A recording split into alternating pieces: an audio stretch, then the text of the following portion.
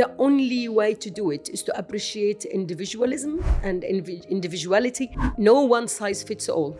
Unfortunately, we may have the legislation that supports the rights for them to enter education. Welcome back to EnaraTalks. This is where we bring meaningful conversations to life, exploring the ideas, experiences, and innovation that help our children, families, and communities continue to grow and thrive.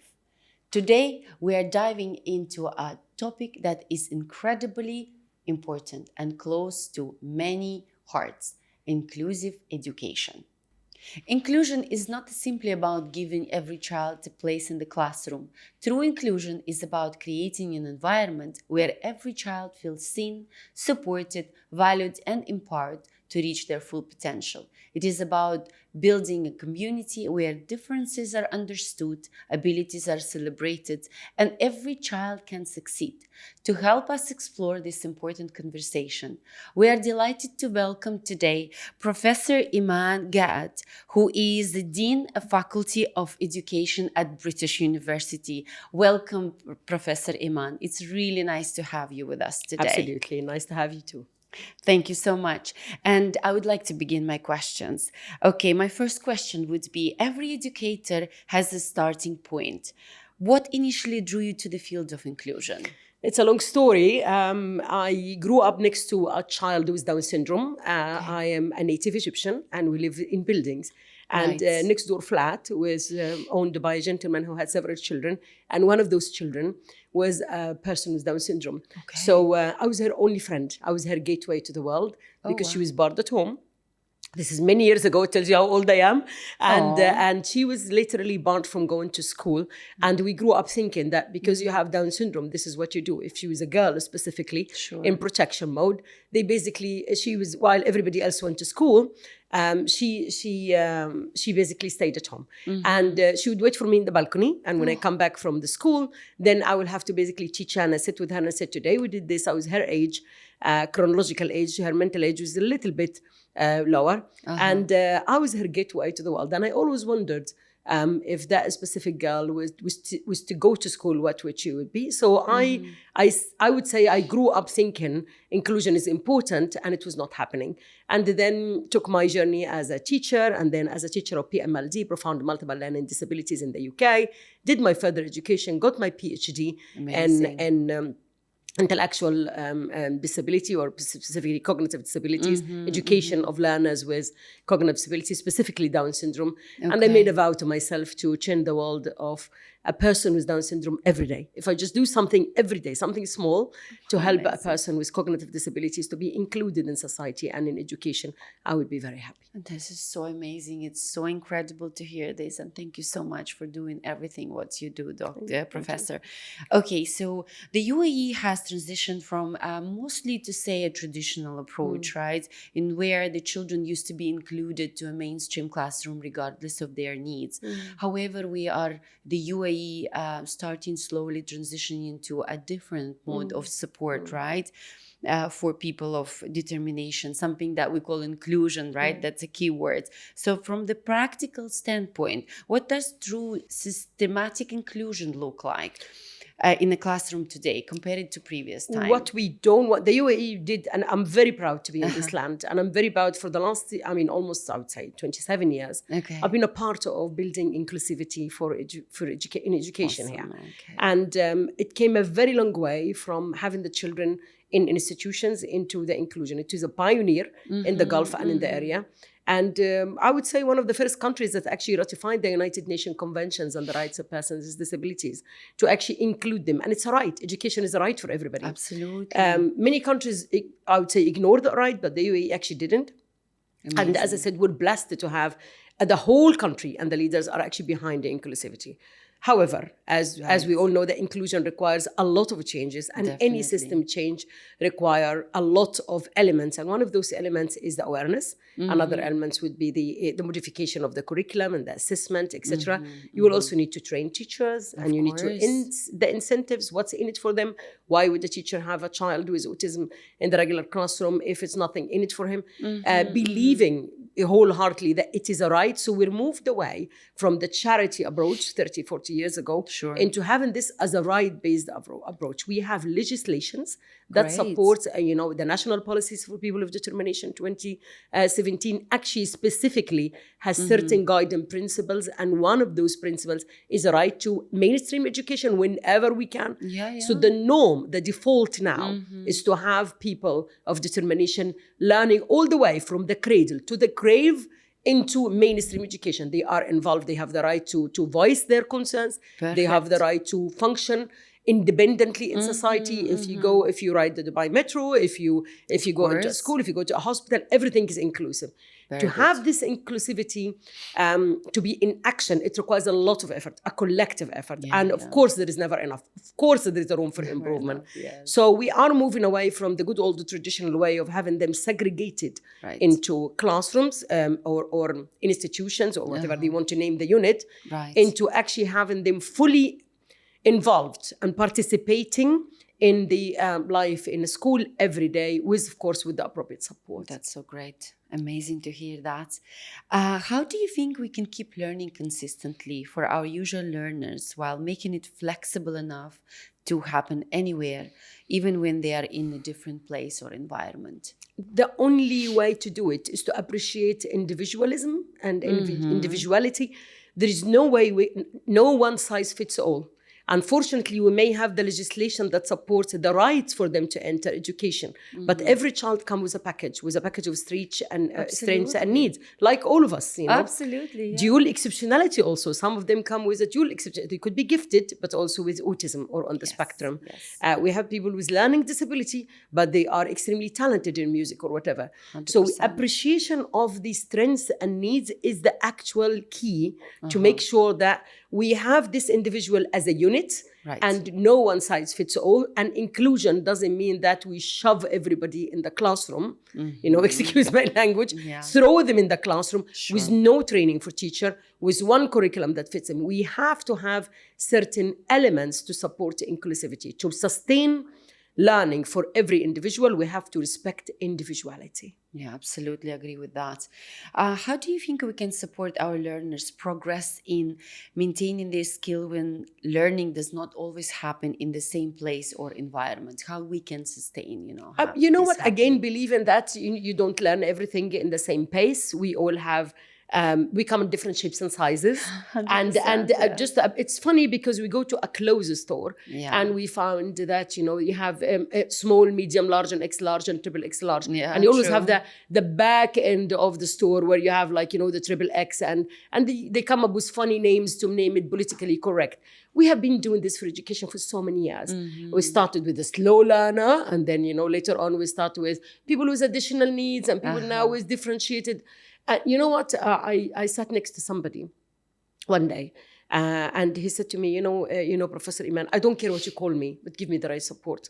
Because we pay so much attention to terminology and what do you do, but we leave the core business, which is basically making sure that everyone matters. So the only way to have a meaningful experience is to believe that we are different. Sure. Allah made us all, created us all differently. And it is very important to believe in these differences and appreciate and accept and tolerate. Basically, when you appreciate differences, value the individual, value diversity, and say, two children next to each other, two of them may have Down syndrome, but each one, as they say, when you meet a person with autism, you meet a person with autism. Yes. When you meet a person with, typically developed, you meet a person who's typically developed. Yes. Neurodiversity and neurodivergent student. You really have to appreciate that everybody comes with a package. And it's the role and the responsibility of the school all the way from the janitor to the principal to make sure that we appreciate this diversity.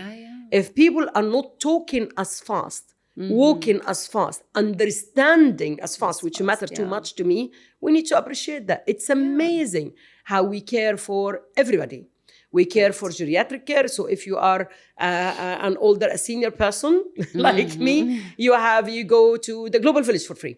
And if you are a person with, who has a disability, you're appreciated. But sometimes when it comes to cognitive disability, mental health as well is an issue that we need to think. Once we have a principle that we are individually looking after people, then this principle should apply in everybody, and that include people with mental health issues, that include people who are neurodivergent, that include people who we call it with the hidden disability. Absolutely. You go to the airport and you find a person next to you. Do you have any idea what he's going through? He could be on chronic depression tablets, and that makes him a bit not functioning well. So now, I'm very proud to live on a land. You go to the airport now, and I see the flower, and the lanyard, and then the lanyard, and people are are supported, and the hidden disability is taken.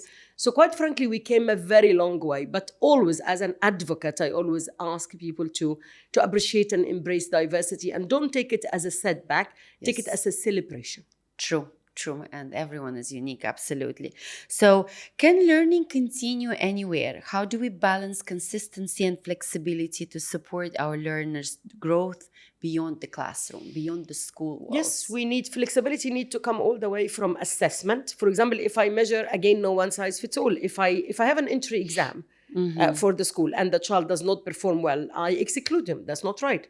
Because I have to have a modified exam. If I claim to be inclusive as a school, I absolutely and for example, if you're in Dubai, we have a regulator, KHDA pays a lot of attention, and I'm very close to that. I know that they do an amazing job in regulating private schools to make sure that they're inclusive, and there are standards, and they have to follow those standards. So to be truthful about this and respect the individuality, they have to modify assessment. They have to modify the way we deliver the curriculum. We have to tier lessons. We have to have layers of lessons to match all the needs in one classroom. We have to look at the mental well-being of the child, of the learner, and his parents and his family. Remember, 100%. The divorce rate is very high among parents of children of determination. For example, it's triple the rate. So why is that? Do you think that people stop loving each other because they have a child with disability? No, the pressure, the pressure and the challenge. It is extremely important to appreciate the fact that when you have a child who is different, parents and go through so much time. When you also have a child who's battling an illness, a child with a genetic disorder, a child with cancer, have no idea what the parents are going through. It's very important to support the parents and the family, the immediate family. Even in the, for example, we have the helper. If you have a helper at home, she needs to understand the needs of the learning needs of this kid. Many children go home and just do the homework. Typically developed children will just go and do the homework and just that's it, and they go and enjoy playing. A child who's neurodivergent might need 3 hours to revive what he took in school with a shadow teacher, with a tutoring. It is very important to be aware of the uniqueness of persons who are different from us and appreciate this difference. Thank you so much for highlighting that. It's really, really important. Professor Eman, technology and AI are rapidly changing in the educational landscape.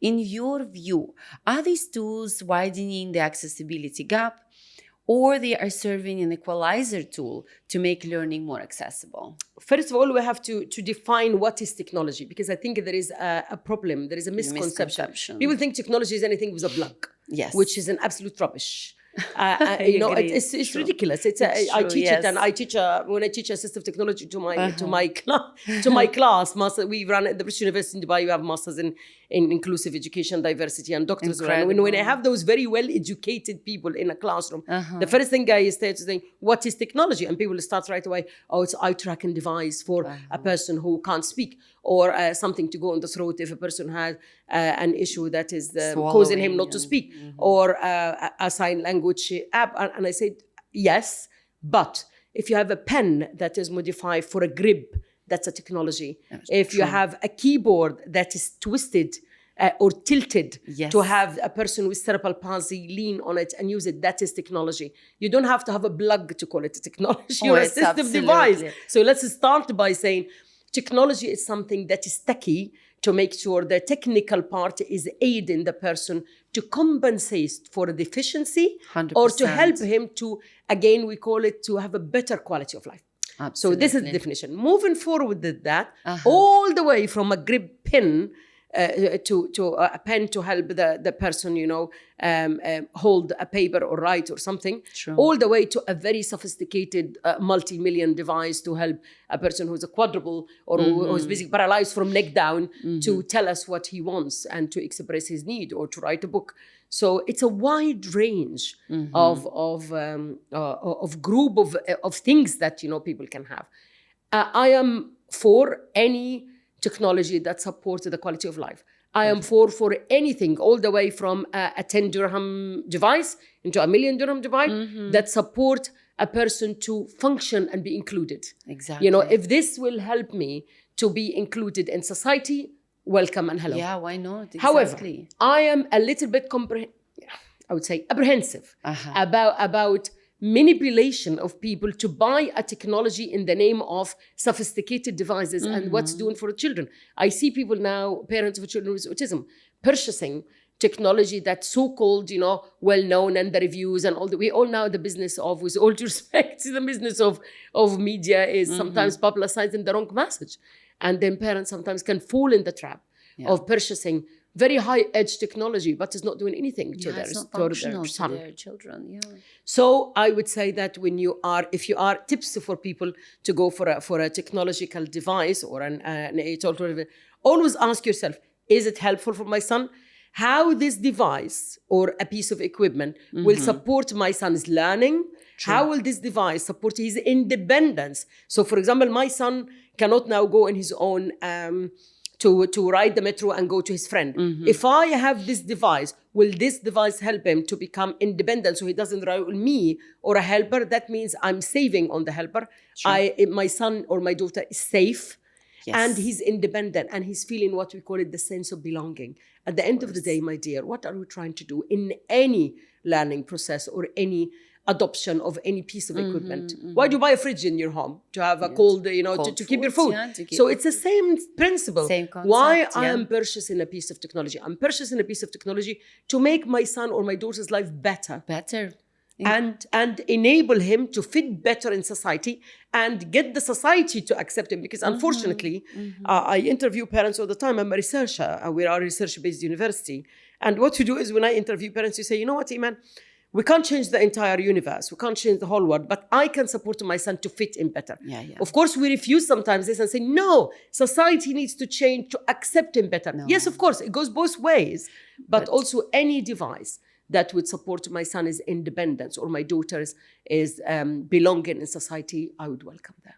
Yeah, thank you so much. And I think society adapting to their needs is high likely to succeed rather than expecting them to adapt. And getting teachers to accept them. Many teachers actually, for example, if you have a simple digital recording in a classroom, teachers sometimes freak out. And I know you can't have this is against the rule. So if we go to the traditional pen or iPad or whatever, if this child needs to repeat this lesson at home, he will need to record it. Of course. And you shouldn't be culturally sensitive about your voice being everywhere. 100%, you know what I mean? If you are a teacher, you also need to. Most teachers, I'm a teacher, so I'm a bit biased. I love teachers and I'm a teacher myself and I teach teachers. I always say that most teachers actually support having a device to support the child, but unfortunately sometimes the lack of clarity in policies that schools adopt doesn't help teachers to appreciate what to bring in the classroom. So whatever in the classroom, I say the rule is anything that supports independence and learning better and fitting in society, we welcome that. Perfect. Okay, the next question I have, that screen time often carries a stigma, right? Especially for children with additional needs. So from your experience, do you believe screen time can be actually negative rather than beneficial? For years and years, people, when the television, I'm old, so I can talk about my experience. When the television came in the picture, I remember my grandfather, bless him, he would say, "Oh, this is the enemy of the society and stuff." Because why? Well, exactly, right. Because it was an alienating device. Yes, right. And then when the internet came by, people were in churches and mosques calling for boycotting the internet because it's a device that will have our children look at things that they shouldn't be looking. Sure. Now, if you're abreast of a button, if you're in doubt about anything, people now ask ChatGPT about medication, for the love of God. True. So whether we like it or not, everything that comes out will always have its societal enemies because people, they have the fear of the unknown. So True. if I Very fear the true. unknown, it's easier to say it's my enemy. Right. So screens, it's easier to say screens are the enemy. We know that there are evidence that too much screen time is not good for children. Sure, We yeah. know that there are evidence that children, they get very hyped up and they get addicted to screens. We also know that it is not good to have screen times all the time. However, having a straight blank statement that screens are bad for your learners, especially those of determination, it's very bad. Yeah, it's not right. So I have seen children on the spectrum thrive on applications because they are introvert, they are nonverbal, and the only friend they have is that screen. So absolutely. I would say, again, going back to the statement, asking myself, is this beneficial for my son? يعني, as they say in Arabic, they say, what is البديل? What is the substitute? What if I don't have this device, will my son communicate? Yeah. No, so I better have the device. Sure. So I always say, have a mindful appreciation of screens. Mindful appreciation of screens. I ask myself several questions to say, what are screens doing for my child? If this is helping my child development, I might increase the amount of hours the screens, he's allowed for screen time, because this is his only means of communication. I know people, their only means of communication is a Dino box or something they can use. Yeah. So again, I don't want people to jump into the bandwagon and just start to say, oh, the screens are the enemy. And now people going back to, some schools now are going back to the traditional pen and paper. Yes, I know some children forget how to write a line because now they type only. Sure. We need to go. In my school, many years ago, we used to have, lessons to do some, calligraphy and write things. And we had to perform how to draw writing. Absolutely. You know what I mean? And going back to this. Now we don't have this. If you ask a child who's 7 years old, to write his name, he might struggle. So it's either nor here or there, something in the middle. So have a mindful appreciation of screens. At the same time, let's go back to again, to have people encourage neuroplasticity, and let's go back to encourage the brain to grow areas, and screens sometimes stops that. That's true. Right. But also I've seen screens doing wonders for learners of determination and welcome of anything that will support with, again, the mindful use. As long as it's balanced, I think that's what the key is. And as long as it's helpful, every child different. You have 5 children at home, one of them on the spectrum, and the only way he can communicate is through a screen, device. Otherwise, you're barring your child from an opportunity. But at the same time, I would like to expose him to other means of inclusivity where actually he mingles and he sit down and have a game with his children and all this stuff. So again, the mindful use, parents are very aware of it, but just to have a wild statement about let's hate screens altogether is not going to help. That's excessive, yeah, for sure. And my last question, Professor, is what is the message you would like to leave with educators, parents, and practitioners who are working every day to support the children of determination? Well, first of all, I'd like to salute them because I think every teacher, hats off for any teacher that helps a child to tie up his shoelace, not even to write a word. So as I said, I'm biased, I'm a teacher, I love teachers. I've been teaching teachers for many years, and I graduate teachers every day. So I'm a big fan. Good. However, I say that people, I think, underestimate the power of teachers. And that's why we have to work on the mentality of teachers as well. Right. Because once the teacher is on my side, the whole world is on my side. Yeah, once the teacher is believing in individuality of each child, I am okay. Definitely. Because my mission in life is completed and then every child is appreciated. So teachers are very important in the process of inclusivity.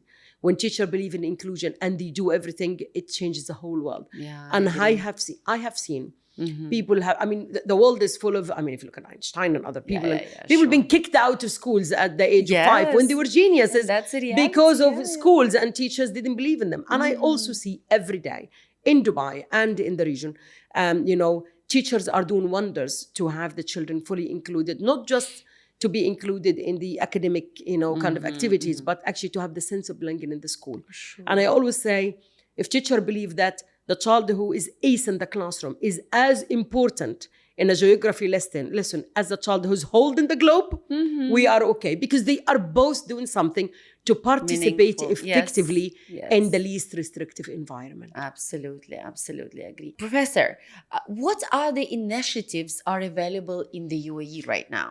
Oh, there's a lot of initiative. We started, for example, I started with my home, basically, the British University in Dubai. Started as the first university that offered master's and doctoral program in the area of inclusivity, inclusion, and diversity. And I've been running this for 20 plus years. Wow. We are producing, as they say, breeding Senko, especially his coordinator and head of inclusions. And so pretty much in every school, we have an ambassador that supports inclusivity. And we also have a PhD program in this. But also other initiatives like ETSA, Emirates Down Syndrome Association, started again 20 years ago. We're a benchmark for the Ministry of Community Development that support people with cognitive disabilities, specifically Down syndrome. We have Cafe 21. If you go to Cafe 21 is one of the initiatives of ETSA, Emirates Down Syndrome Association. Excellent. Sidra is a great organization that is based in the UAE as well.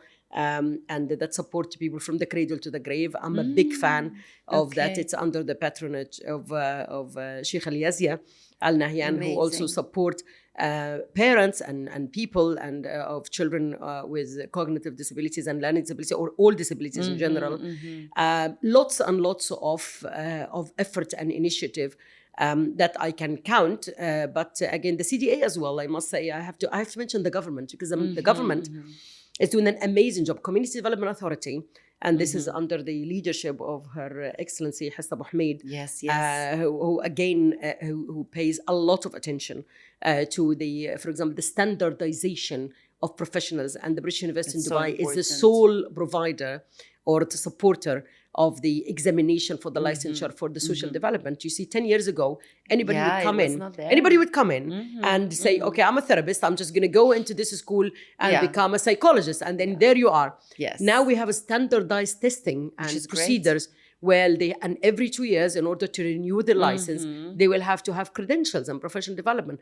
And the British University in Dubai, actually the sole responsible for examination administration and facilitation of that. We also provide training for assistant. You see, we created a new cadre of assistant, all the assistants, behaviorists, behavior analysts, LSAs. Now they have to have a license. So they have to take a course and they build a portfolio, and they actually have a practicum hours. I would say practical/practicum hours, where they go under the supervision of licensed professionals to say, yes, you can practice. So now we're standardizing practice in Dubai in the area of social development.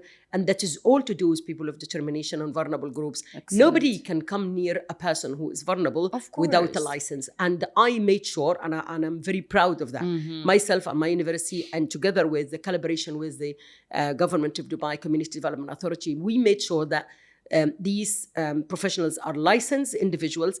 They know their professional boundaries, and they study ethics, and they know what to do, and the manners, and the what you call it, the humanitarian effort behind a license is far more important than knowledge. Anybody can get skills and knowledge, but nobody gets it. So I feel that I'm very proud to be a small part of bringing some standardization to the social development in Dubai. And I'm very proud of that. That's such an amazing initiative, and we are so proud that you are, part of it, and you are with us today. It's really amazing. And thank you so much for, explaining it. And I think it's very, very important, because that ultimately speaks quality. If there is a proper professional exposed to that child, then there is an expectation for child to thrive and progress, right? So thank you so much, Professor Eman. Thank you for joining us today on EnaraTalks. A very special thank you to Professor Eman Gaad to share her knowledge, experience, and passion with us. Your insights remind us of the importance of continuing the conversation around inclusion and creating learning environments where every child feels valued, supported, and empowered. Conversations like this help us see inclusion not as an idea, but as something we build together through understanding, empathy, and action. At Enara, we believe every child's journey is unique, and every family deserves to feel supported, heard, and connected. Thank you for being a part of this conversation, and thank you to everyone taking the time to learn and grow with us. Until our next episode, remember, you are not alone.